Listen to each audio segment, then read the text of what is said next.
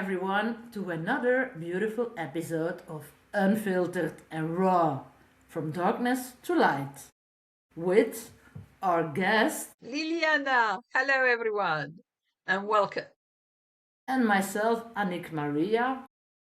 Together we will do this. So, today's episode is a deeply personal one. We are going to talk about something that affects far more people than we realize: religious trauma, childhood indoctrination, fear based control, and the long journey of reclaiming yourself after growing up in an environment where fear, shame, and obedience shaped your reality. This conversation is not about attacking faith or spirituality. It's about exploring what happens when religion is experienced through the lens of fear instead of love. When a child grows up believing that they are constantly being watched, judged, punished, or threatened with destruction if they do not obey. Many people who grow up in high control religious environments carry invisible wounds to adulthood. Those wounds can be anxiety, guilt, hypervigilance, loss of identity, emotional suppression, fear of questioning, fear of disappointing others, and sometimes even fear of life itself. And often, these experiences remain hidden for decades. Today, Liliana is going to share parts of her own childhood growing up under the Jehovah's Witness religion, from the fear of Armageddon to being forced to preach from door to door as a child, the emotional confusion of hearing messages from love while being in an atmosphere of fear and control at home. But this episode is not only about pain, it's also about awakening, healing, self-discovery, and learning to reconnect with your own inner voice after years and years of disconnection from yourself. So, if any part of this conversation resonates with your own story, please know that you're not alone. So, Liliana, I want to Indeed. start gently, very gently. When you think back of your childhood, what is the very first feeling that comes not into your mind but into your body? The thing I remember most was powerlessness, fear, confusion, emotional abandonment. And so that was my story. So I'll give a bit of background about who I am. I was born in this Jehovah's Witness family. Well, my dad converted when I was born. I'm the fifth child of 8 children. Big family. Yes. Um, Even though we were 8 children, dad was an only child. And my mom had two brothers, of which one left when he was 16, and a younger brother, he was a year older than my brother. So we had a very strange family in the sense that we were by ourselves. We didn't have auntie, uncles, cousins, Mm. and we were living in the countryside in a farm away from the world. So we were so isolated. Yes. And then dad converted to this brilliant religion after, he said he was disappointed with the church, whatever. Mm. So he converted and we had to go along, and then mom converted and we had to go along. Mm-hmm. So since he converted, everything started changing in our home. We were Catholics, And then we found ourselves to belong to this GW religion. And what And age that did you have back then when this happened? So when the convergence started, what age were you? I was, I don't know, 2, 3 years old. I was Oh, very young very young, yes. because I was baptized as a Catholic. Oh, yeah. So until then, you know, Mm. they were running with the Catholics. Then they steered away. Yes. Anyway, so what happened is not only, of course, this religion took over. With that, that meant everything had to change. There were no more Christmas, there were no more Easter, no birthdays, no celebration of any kind. Our home was stripped of everything. We had bare walls because everything would be idolatry. If you had Wow. a picture on the wall, if you had, when I was a teenager, you would like to have a big posters of your, Yes. songs, the singers and all that stuff. Yes. We weren't allowed to have anything. Oh, dear God. So we had to attend the congregation reunions 3 times per week. And if they felt we were weak, spiritually weak, we had them coming home during the week to reinforce the learning, the brainwashing. Yes. Ooh. And did that So, happen often that they came extra? yes, they they had a total control on what we were allowed to wear.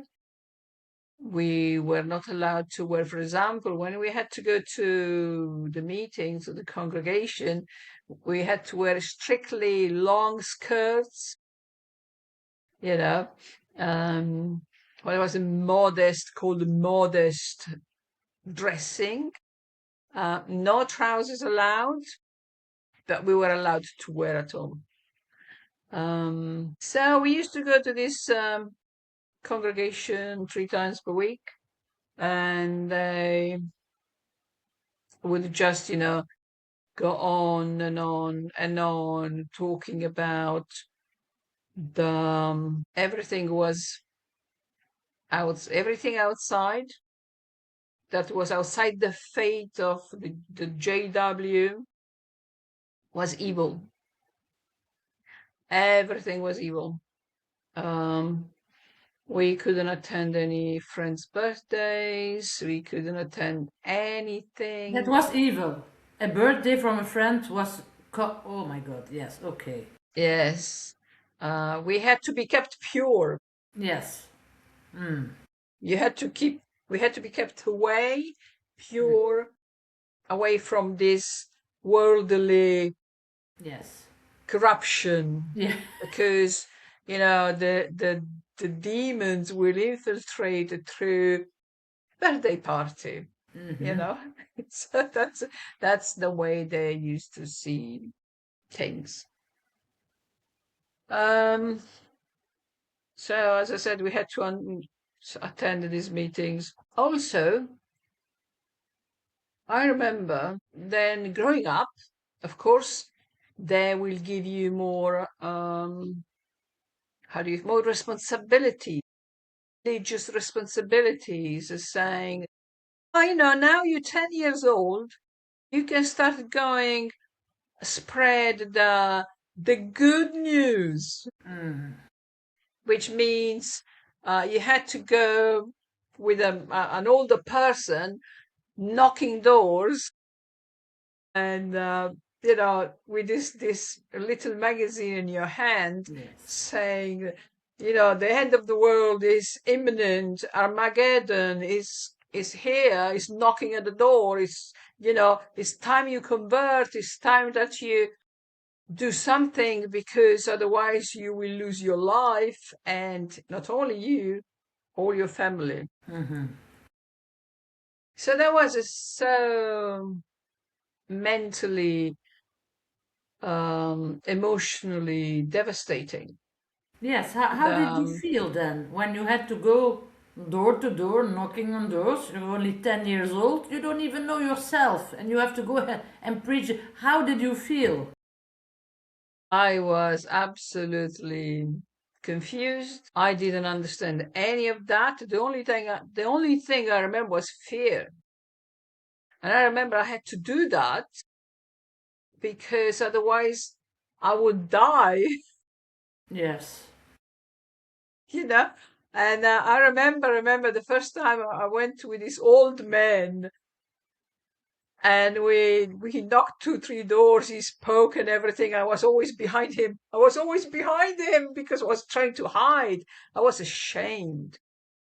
I was so embarrassed because even though I was young, I never believed what they were saying. Never. Okay.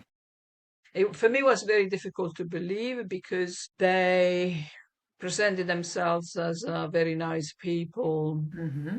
but at home I was living a completely different reality. And I always said, if there is a God, he could do something because you see all this suffering at home. In my house, there was violence, there was abuse, there was horrible things going on. And so I always said, if there is a God, God will do something. So I never believed anything. So I would freeze when I was in front of these people knocking doors. I would freeze, Yeah. and I was hiding behind the old man. So he had to do all the speaking, and I was saying, "Yes, I got away with this." Yes. And then he goes to the fourth door. He knocks the door. He said, "Now you have to speak." And I said, "Holy shit!" I didn't know what to say. I had this magazine in my hands like this, and I went like this, take this, because I didn't know what to say. Yes. So I just put this magazine on the person's hand, and the old man said, "Holy shit, she can't speak." So he had to take over. So he had to take over in the. Anyways, he went on and on and on. Eventually, and then of course they take you back and they makes you feel ashamed. You've been learning all this stuff of all these years, and you're at the point that you cannot speak, and this is not. If you want to save yourself, you needed to put yourself out there. All this fear, induced fear on a young person. I laugh now, but that was devastating. Yeah. That was devastating. There is another, I remember another occasion where we were forced how they say, to do this field service, speaking to other people and give these magazines. So I was forced to take all that stuff to school to give to the other students. And I remember I would hide that stuff because I was so ashamed. I would hide inside, and I put it. Do you remember? I mean, we're talking about the late 70s, 1970s. And I would hide all this stuff. We had these school tables underneath, you could put the books and stuff. Yes. So I would hide underneath there. And then there was the lady who was doing the cleaning, and she was doing dusting, and she saw that stuff. Oh my God. She took me aside and she gave me such a bollocking, and she humiliated me so badly. And she would say, "How dare you if your parents lost their mind?" Because I was living in a small hamlet. We were, I don't know how many, 10, 15 houses. We all knew each other. And Yes.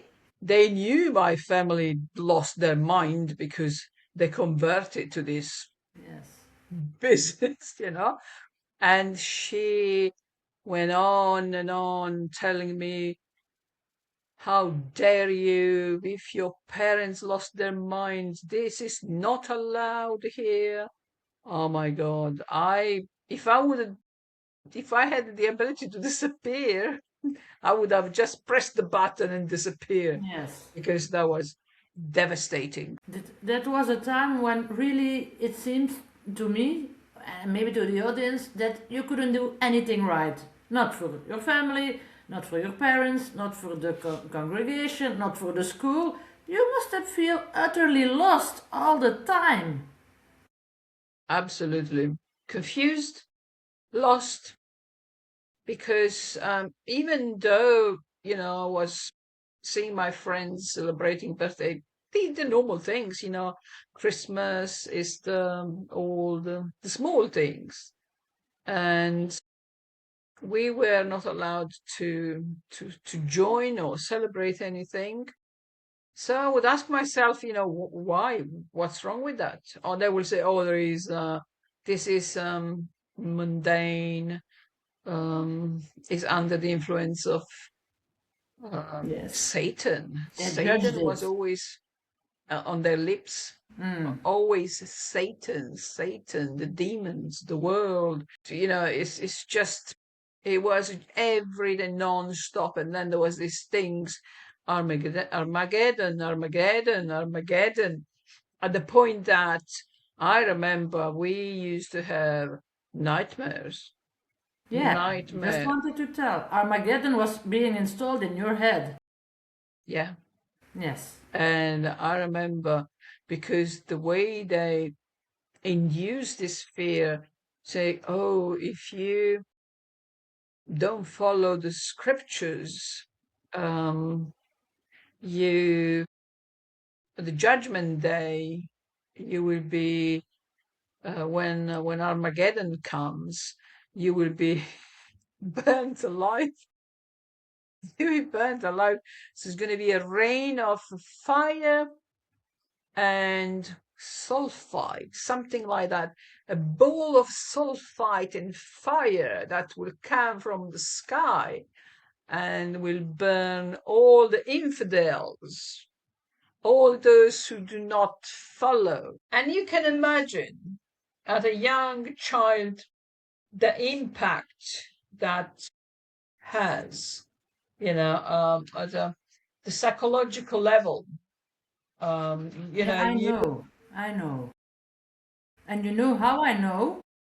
Your story goes deep and you tell this was going on every single day with both of the Yeah. parents, with the congregation. So basically, a whole group was pinning you guys down. I have a little example of my goddaughter Louisa, who is asking me all kinds of questions, and only and simply because she is looking at the news. Only the news, that's maybe 30 minutes a day. Everyone watches the news, almost every person. She is watching it from time to time, and only with that 30 minutes, the questions she is asking me. So I can imagine you being that same age and being pinned down every day with bombardments, with Armageddon. And so you must have, oh my God, it's almost unlivable. They try It to is, it mold is. you in every corner, I think. And as that was not enough, this was used by my parents, because I don't know, much later, I mean, after my 40s, actually my 50s, I've learned mum was dwelling between the two worlds and using the religion as to cover up all her dark side. Um, she she is a narcissist. Mm-hmm. Um, I mean, now I can say narcissist and psychopath. Mm-hmm. So she would use the religion to cover. So, Mm. for example, apart from the nightmare we used to have, um, a night that, there was the end of the world, there was Armageddon, the punishment, the fear of, these demonic forces. we literally lived the demonic forces in the house. So at nighttime, we would be visited by entities that would enter the bedroom and move stuff around, even to throw the bed upside down, or to open the wardrobe and take stuff, open the door, go in and out, slam the windows, slam the door, run along the corridors, go up and down the stairs. So there's a long list of these kind of experiences. And when we started complaining because it was getting too much, Of course. so we had the elderly of the congregation saying, so mom and dad were blaming us because we were not religious enough. So that was us attracting these negative forces in the house. Yes. And the elderly of the congregation would say, this is in your mind, you don't pray enough.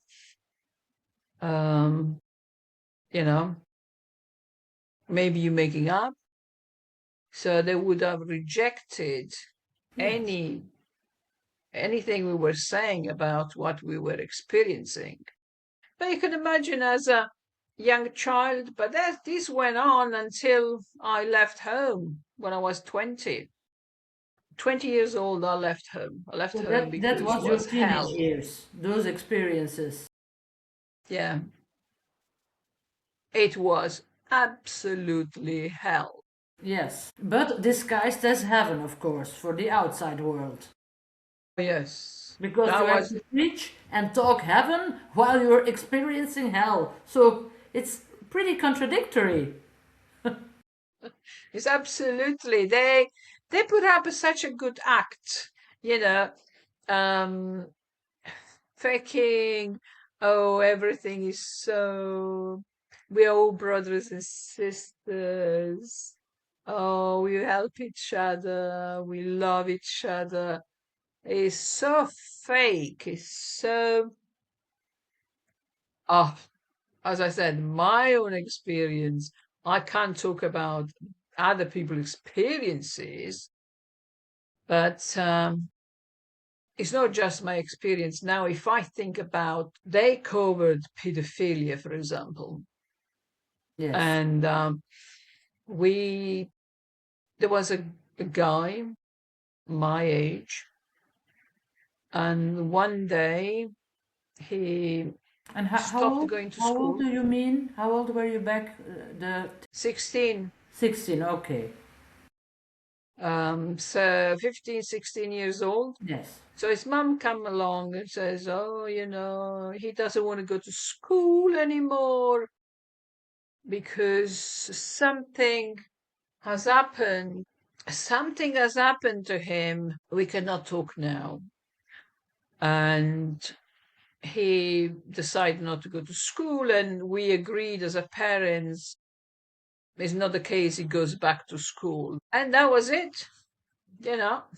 He we didn't see this guy because we used to see this guy. Mm-hmm. He was completely isolated. And He didn't then go to school after, anymore. He stopped school suddenly. yeah, Oh, yeah. Weird. and after a couple of years, when he was 18, Mm-hmm.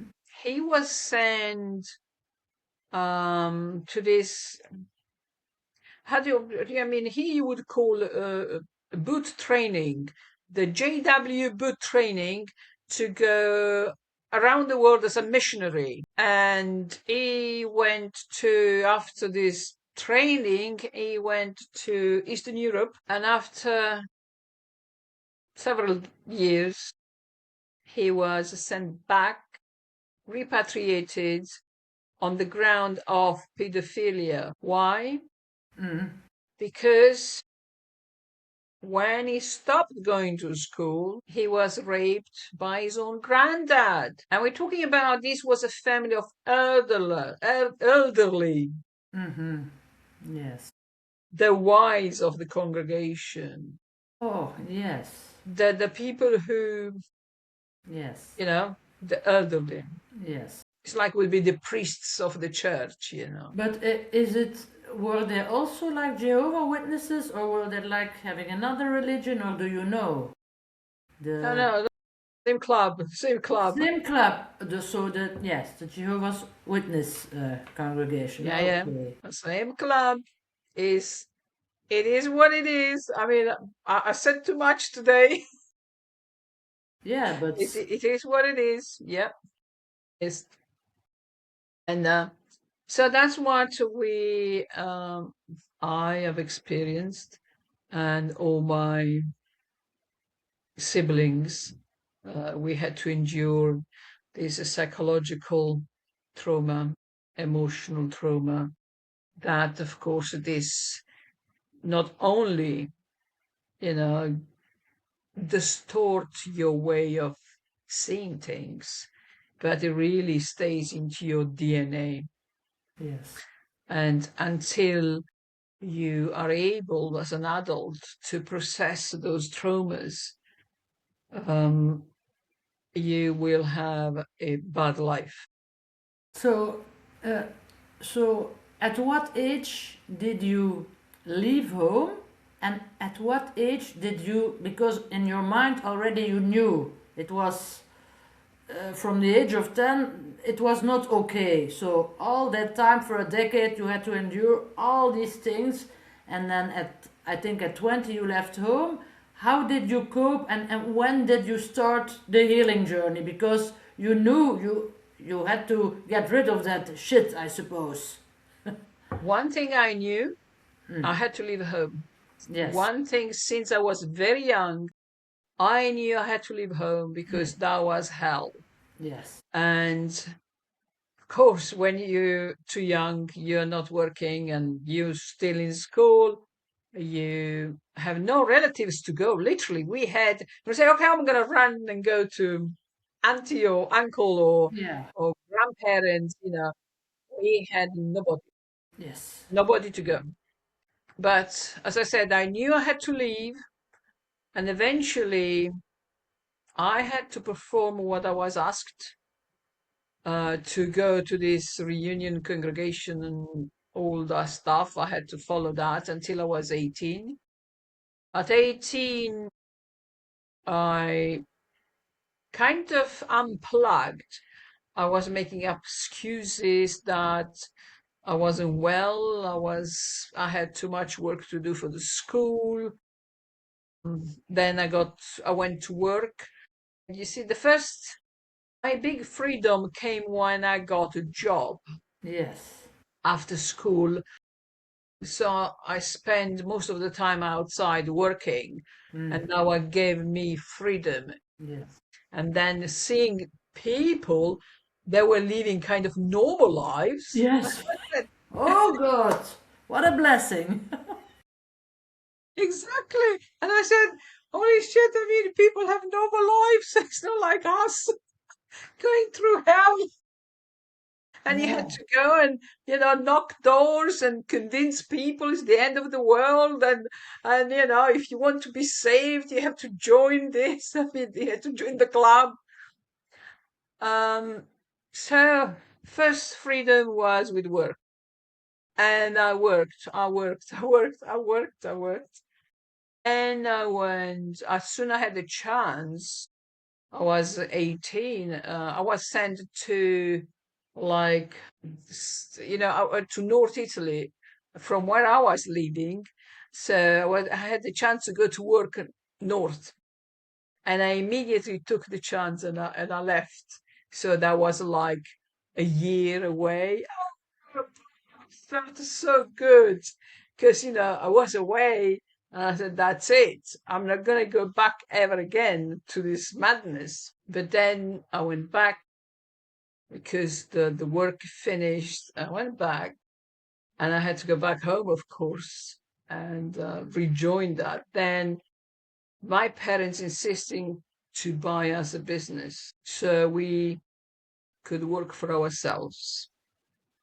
and so they could control us completely. Again, Mm. give this business to me and my sister. And with that, so we had to go back to the religion. Meanwhile, the situation at home was just unsustainable. There was violence, there was bad things happening, especially with my brothers. And so I was 20, I decided to leave home. I was running my business, and I decided to leave. That's where, for the first time, I felt really free. There's no one who come and tell you what to do, what time you had to go to bed, what music to listen, what magazine to read. Or not to read. If oh yeah, and to go out or not to go out, to see, go with people which they are not from the club. But because the damage is so deep into your psyche, into your emotions, you are free, but you still change, Yes. because it's the trauma we went through was big, And as I said, even though I had my own little place, I was living by myself, I would wake up in the middle of the night. Oh, There was something strange. It's the end of the world. I'm gonna die. I'm gonna burn alive. I didn't meet what God asked. I disobey. So that was always, at the back of your mind. I know, I know. That I was always, understand also because you physically you are already in a new place, so that's like phew. But the mentally, that takes a lot of time to heal. That's not like okay, next week it's gonna be gone. That takes years. yeah.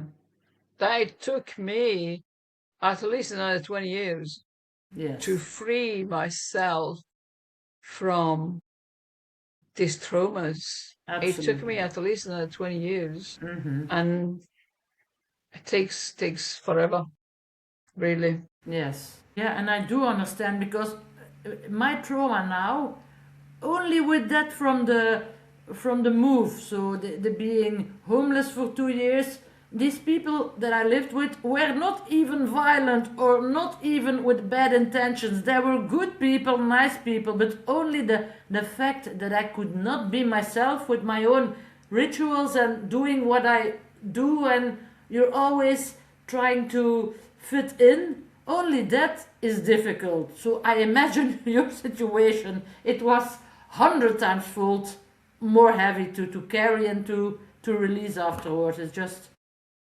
unimaginable. No, it is. I mean, even telling as a story, I mean, there is so much. I mean, sometimes, your subconscious try to erase stuff because it's It so does. traumatic. It doesn't try. It does. It does. Yeah, It helps you, but sometimes things that would happen are people tell you this and this happened, and you're like, really? But yeah, it's too heavy for you yeah, to carry. So the mind says, click, okay, out. yeah. Yeah, I know. Switches off because Switches it's off. just too much. I mean, Mm, there is so much that's happened. That's for me. If I think about all my siblings, each of us, we went through hell, each on our own. Now, if I look at them, we are, even though we're siblings, we are all different. yes. We are all at complete different level of knowing, what I call of consciousness, how much awareness is within you. And those who had a low consciousness, they found themselves to cope through addiction. Yes. They resulted into drinking, drugs, um, I mean, with very heavy health consequences. My my other brother died just this February Oh, I'm so sorry as for a your loss. result of um, abuse to himself. He abused himself so much that he couldn't see the light down out, at the end of the tunnel. For my sisters, them then again, most of them they took that narcissistic traits because when you grow up in an abusive family, Yes. even though you pretend you're different, you do carry that those traits get imprinted into your psyche. Mm-hmm. And to my sisters, they had children. They've redone what my parents did, abusing their own kids unknowingly. Mm. And if you talk to them and say, can you see what you're doing? I said, no, no, I'm not like mom or dad. Without, they cannot see because, eventually you become what your parents were. And that's what I witnessed in my family. But you didn't become how your parents were. So ultimately, you have that choice. But like you say, you have to be aware to make the choice. Exactly. I was lucky enough to have that awareness. Also, what helped me is to leave home very early. Yes. And I always was questioning why. Why this abusive behavior? What they were dealing with. That's what I remember once, after months, I was asking myself, why mom is so twisted? Was she abused as a child? Was she, I couldn't figure out. But then, of course, I came across to understand her. She was the first child of her parents. Her dad left to go to the Americas back then, and he looked after his family. He sent money back home. She had this little brother, could be her son. So, and she got married very young to dad. My dad was an only child. He was well off. Not to say she came from a poverty that, you get angry in life, you get, to grow into that vindictive behavior because you lacked in the past. Mm-hmm. She had everything. So I realized, I mean, I came to reading books and studying Yes. this conditional situation through, I mean, all the books I've been reading. And then what opens really my knowledge was when I started doing the training as a teacher. And then I've experienced at school as well when the kids they have their trouble and all comes down to the house, to home, mom and dad. That's where they come from. But in my case, as I said, I figured out my mom is a narcissist and narcissist twisted, a psychopath. And Yes. my dad had this bipolar condition. So the two together was a cocktail. Yeah. An interesting mix. What a very interesting mix, But they, So they, they, yeah, they did attract each other for a reason. Usually, those kinds of people attract each other. Those interesting mixes. And yeah. and that was just the best match. I think the match made in heaven. Um, so yeah, that was my mom and my dad.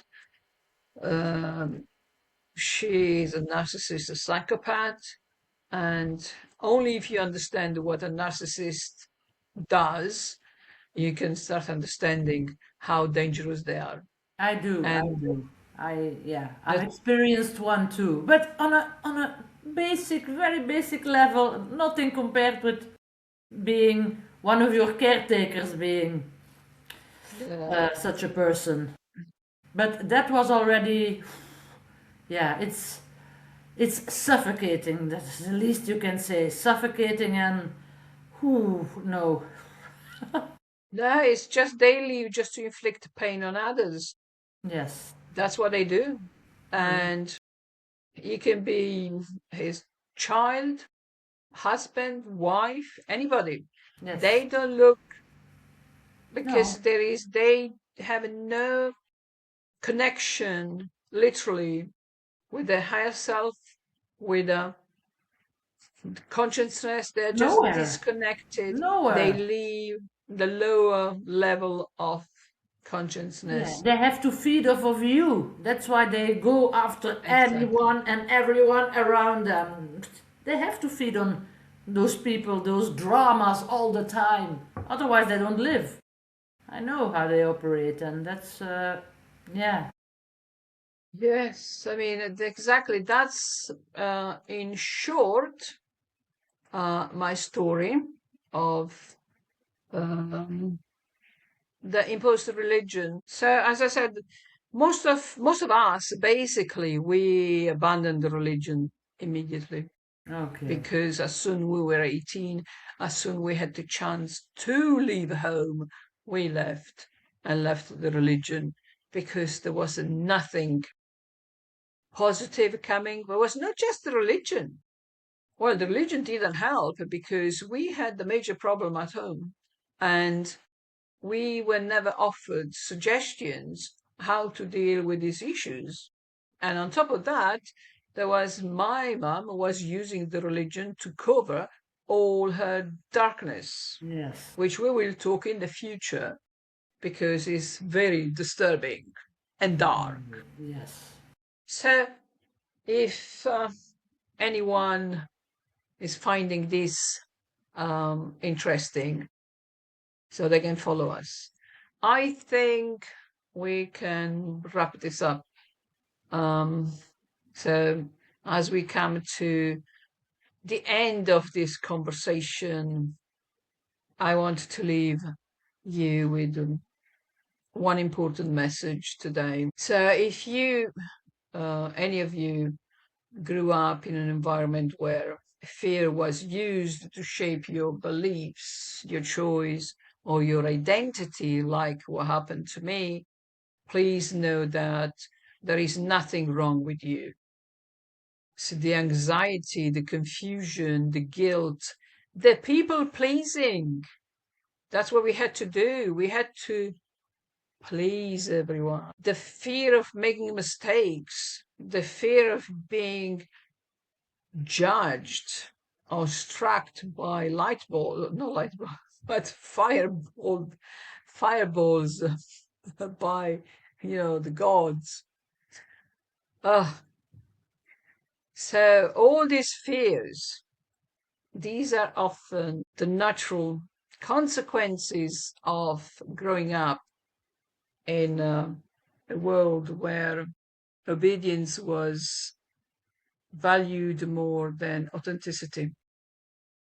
So healing begins the moment you allow yourself to ask those questions where you were never allowed to ask. It begins when you give yourself permission to think for yourself, to feel yourself, and to discover who you truly are beneath the conditioning that was imposed. And so for me, the journey was not about losing my spirituality.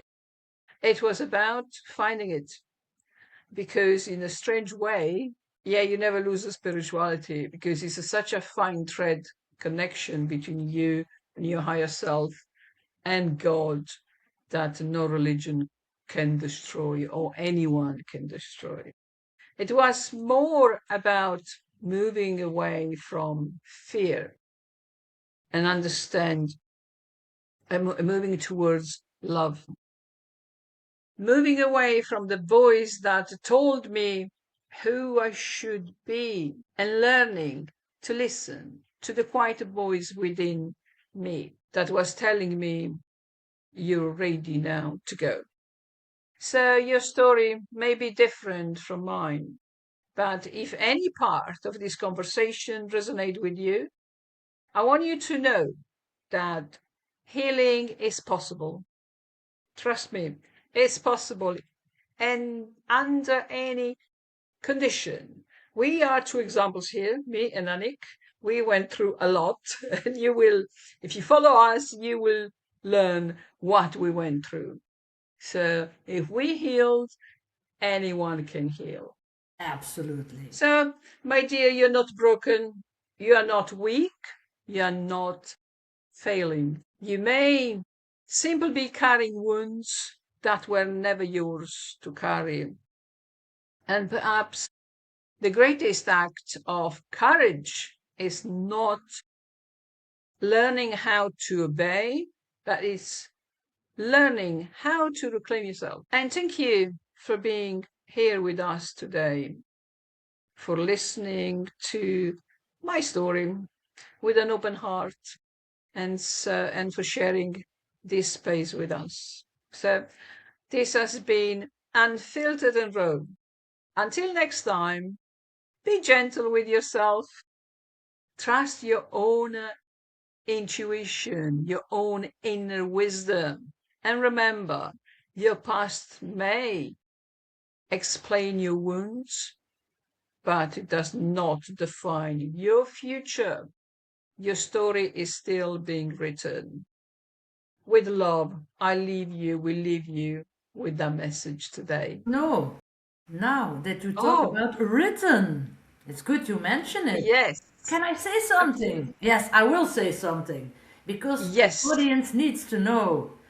Um, you talk about healing, so for me as well as for you, and we have to tell that people. The thing that helped me very, very, very much healing wise was writing.